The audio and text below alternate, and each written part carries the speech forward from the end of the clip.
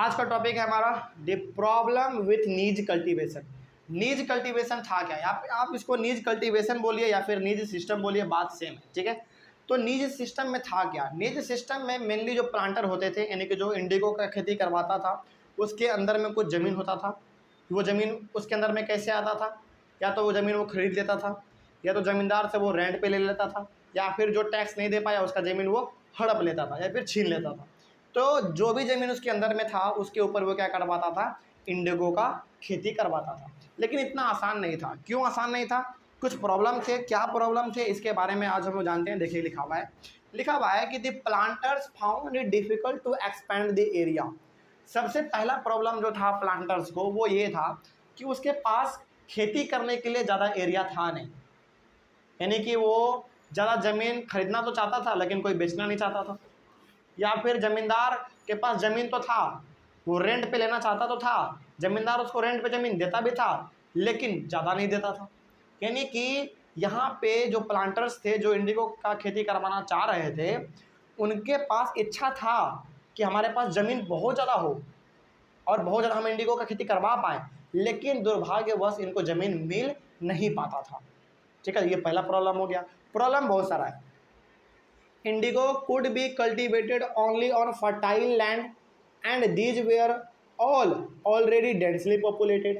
अब होता क्या था देखो इंडिगो एक ऐसा खेती है ना जहाँ पे कि आप इंडिगो का खेती वहीं पे कर सकते हैं जहाँ का मिट्टी बहुत ही फर्टाइल है। फर्टाइल मतलब कि वहाँ का मिट्टी बहुत ही उपजाऊ है ना। और ऐसे मिट्टी पे यदि आप खेती करेंगे तो ऑब्वियस सी बात है कि आपका जो इंडिगो है वो अच्छा होगा, है ना। और यहाँ पे साफ साफ लिखा हुआ है, देखिए Indigo could be cultivated only on fertile land and these where all already densely populated. मतलब क्या हुआ इसका? मतलब ये हो गया कि इंडिगो का खेती करने के लिए आपको क्या चाहिए? फर्टाइल लैंड चाहिए, और फर्टाइल लैंड ऑलरेडी बहुत सारे लोगों ने खरीद लिया है या फिर उसके अंदर में है, डेंसली पॉपुलेटेड है। डेंसली पॉपुलेटेड का मतलब क्या हो गया? कि वहाँ पे जनसंख्या ज़्यादा है? नहीं, इसका मतलब ये हो गया कि फर्टाइल लैंड ऑलरेडी लोगों ने खरीद लिया है। जब लोगों ने खरीद लिया है तो आपको कहाँ से मिलेगा भाई? समझ रहे बात को? और हाँ, हमेशा याद रखना, जैसे टी हो गया, कॉफ़ी हो गया, फिर से आपका इंडिगो हो गया, ओपीएम हो गया, है ना, फिर से शुगर कैन हो गया, ये सारा कुछ ऐसे प्लांटेशन क्रॉप है हमारे जिसको उपजाने के लिए फर्टाइल लैंड चाहिए, बहुत ज़्यादा फर्टाइल चाहिए, तभी जाकर ये उपजता है, नहीं तो नहीं उपज पाता है। हर जगह पर आप शुगर कैन का खेती नहीं कर सकते हैं, हर जगह पर आप कॉटन नहीं उगा सकते हैं, हर जगह पर आप चाय का खेती नहीं कर सकते हैं। उसके लिए बहुत फर्टाइल लैंड चाहिए होता है। साथ ही साथ क्लाइमेट भी एक अलग फैक्टर है, वहाँ का माहौल भी अच्छा होना चाहिए। इसलिए यूरोप में भी नहीं होता हाँ, यूरोप में क्लाइमेट और बिल्कुल। देखो यूरोप जो है ना थोड़ा सा ठंडा वाला एरिया है ना, तो वहाँ पे नहीं हो सकता उतना, और वहाँ का मिट्टी भी उतना फर्टाइल नहीं है। समझ के बात को? चल, जितना ज़्यादा आपको धूल मिट्टी कीचड़ भारत में देखने को मिलता है फर्टाइल, उतना ज़्यादा कहाँ है? हर जगह पे तो वहाँ पे आपको केवल ब्यूटी देखने को मिलेगा। ब्यूटी मतलब किस रूप में? एकदम बड़ा बड़ा इंफ्रा बिल्डिंग है, तो रोड है, एयरपोर्ट है, इस प्रकार का। लेकिन भारत में आज जाके देखिए आप, गांव गांव एकदम पूरा एकदम खेत से भरा हुआ है, एकदम हरा भरा है एकदम पूरा, है ना। चलिए आगे बढ़ते हैं फिर। कहाँ तक पढ़ चुके हैं हम लोग? हाँ, यहाँ तक होगा। तो planters needed large areas to cultivate indigo in plantation. सही बात है, जब उनको ज़मीन मिल ही नहीं पा रहा है, देखो उसका इच्छा तो है कि हम खेती बहुत बड़े ज़मीन पे करें, लेकिन दुर्भाग्य बस उनको ज़मीन मिल नहीं पा रहा है तो वो खेती नहीं कर पाएगा, है ना। अब उसको किस चीज़ का ज़रूरत होगा बताइए? उसको ज़रूरत तो ज़मीन का ही होगा, क्योंकि उसको ज़मीन ही चाहिए खेती करने के लिए। आगे बढ़ते हैं फिर। ज़मीन पाने के लिए उन्होंने क्या किया? So they attempted to lease in the land around the indigo factory and evicted the peasants from the area. अब हुआ क्या? ज़मीन इसको चाहिए, तो ज़मीन के लिए इन्होंने क्या किया? जो इंडिगो फैक्ट्री के आसपास का जो एरिया था उसको लीज पे लेना शुरू कर दिया। लीज पे मतलब किराए पे लेना इन्होंने शुरू कर दिया, है ना। अब किराए पे तो ये पहले भी लेता था, लेकिन अब क्या हुआ? जो इंसान किराए पे ज़मीन नहीं देता था ना, हल्का फल्का ये टॉर्चर भी उनको करने लगा, है ना। कैसे नहीं दोगे? देना पड़ेगा, हम ईस्ट इंडिया कंपनी है, नहीं दोगे तो मार पीट के लेंगे, है ना। तो लोगों को जबरन देना पड़ता था। देखो ईस्ट इंडिया कंपनी ना अपना बात मनवाना एकदम अच्छे से जानता था। प्यार से मान गए तो ठीक है, नहीं तो फिर हथियार तो है ही, है ना, वही बात है। तो ज़मीन उसको चाहिए, और ज़मीन ये कैसे लेता था, पहले एकदम प्यार से बोलता था भैया दे दो, नहीं दिया तो मार खाओ, फिर दो अपना, ज़मीन भी जाएगा आपका, मार भी खाओगे वो अलग है ना, वही बात है।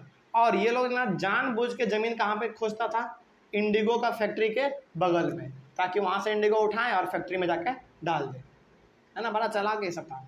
आगे बढ़ते हैं फिर।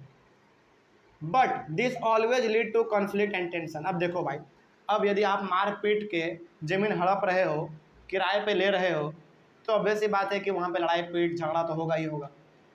कितना ही यदि आप पावरफुल हैं, तो हमारा भारत का नेचर क्या होता है, आप कितना ही पावरफुल हैं, यदि आप 10 साटा मार रहे हैं तो हम 10 साटा तो नहीं मारेंगे, लेकिन एक तो जरूर मारेंगे, है ना। तो इसके कारण होता क्या था, अंग्रेज को बेइज्जती हो जाता था कि हमको मार कैसे दिया। तो इस कारण से होता यह था कि दोनों के बीच में कभी कभी झगड़ा हो जाता था, है, ये नॉर्मल था उस समय पे। आगे बढ़ते हैं फिर, और क्या क्या टेंशन था नीज कल्टीवेशन में, पढ़ते हैं। A large plantation required a vast number of laborers to operate and labor was not easily available। अब मान लीजिए कि डरा धमका के मार पीट के वो ज़मीन ले भी लिया, ठीक है, तो क्या अंग्रेज वहाँ पे खेती करने के लिए खुद जाएगा?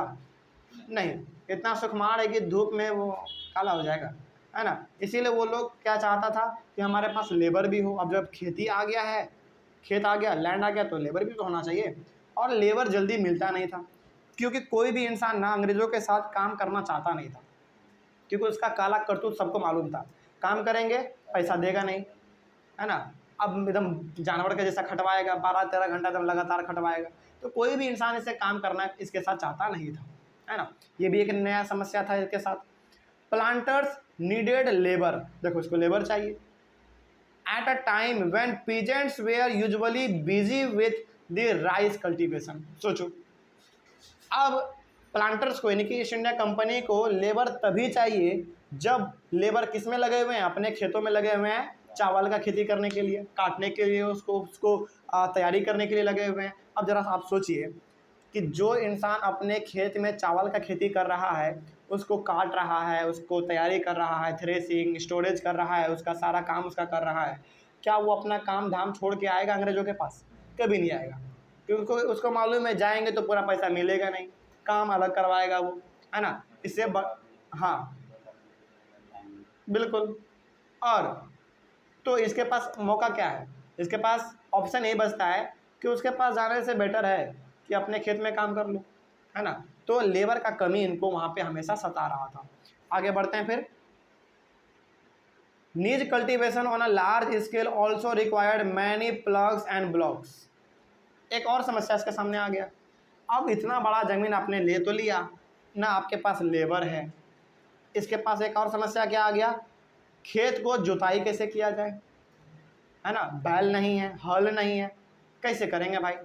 आपके पास प्लग नहीं है, आपके पास ब्लॉक्स नहीं है, यानी कि आपके पास हल भी नहीं है और आपके पास बैल भी नहीं है, तो कैसे करेंगे आप खेती? देखो, केवल ज़मीन हड़प लेना बड़ा बात नहीं है। ज़मीन आपने हड़प लिया, ठीक है, उस हड़पे हुए ज़मीन पे आप खेती भी करके दिखाएं तब ना बड़ा बात हो। ज़मीन तो था इनके पास, लेकिन इसके पास लेबर नहीं था, औजार नहीं था, सामान नहीं था इसके पास, है ना। तो अलग अलग प्रकार का समस्या इसके पास था। आगे बढ़ते हैं फिर। 1 bigha of indigo cultivation required 2 plugs. देखो, उस समय पे 1 बीघा यदि आपको खेती करना है, 1 बीघा यदि आपको इंडिगो का खेती करना है, तो 1 बीघे के लिए आपको कितना प्लग चाहिए? 2 प्लग चाहिए। यानी कि वो जो होता है ना, एक 2 बैल आगे में रहता है, उसके बाद हल से हम लोग खेती को जुताई करते हैं, तो वो कम से कम आपको 2 चाहिए, ठीक है। It means that a planter with 1000 bigha would need 2000 plugs. और यदि मान लीजिए कोई ऐसा प्लांटर है, कोई ऐसा ईस्ट इंडिया कंपनी का कोई ऐसा आदमी है जिसके पास कि 1000 बीघा ज़मीन है, तो उसको कितना चाहिए? 2000 प्लग चाहिए। सोचो, उतना होगा? कभी नहीं हो पाएगा। पूरा गांव का भी मिला दीजिएगा तो नहीं हो पाएगा, है ना। तो यहाँ पे समस्या इनको ये था कि लेबर तो था नहीं, पहली बात। दूसरा बात, इसको प्लग भी नहीं मिल रहा था, यानी कि हल से जुताई करने का इसको साधन भी नहीं मिल पा रहा था, है ना। तो अलग अलग प्रकार के समस्याओं का सामना इसको करना पड़ रहा था। आगे बढ़ते हैं। Investing on purchase and maintenance of plug was a big problem.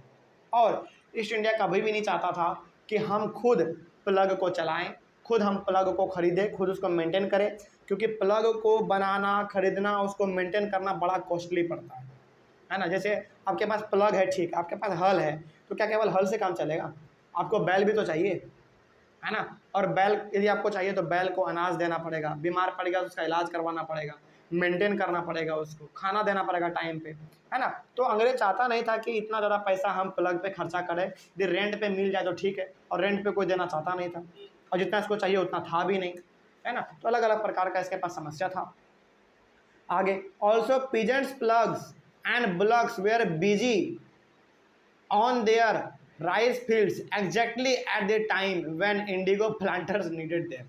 सोचो, जब अंग्रेज़ों को चाहिए कि हमको अपने खेती में, अपने यानी कि अपने इंडिगो का खेती करने के लिए हमको क्या चाहिए, हल चाहिए, बैल चाहिए, और उसको तभी चाहिए होता था जबकि लोग अपने चावल की खेती में काम कर रहा होता था।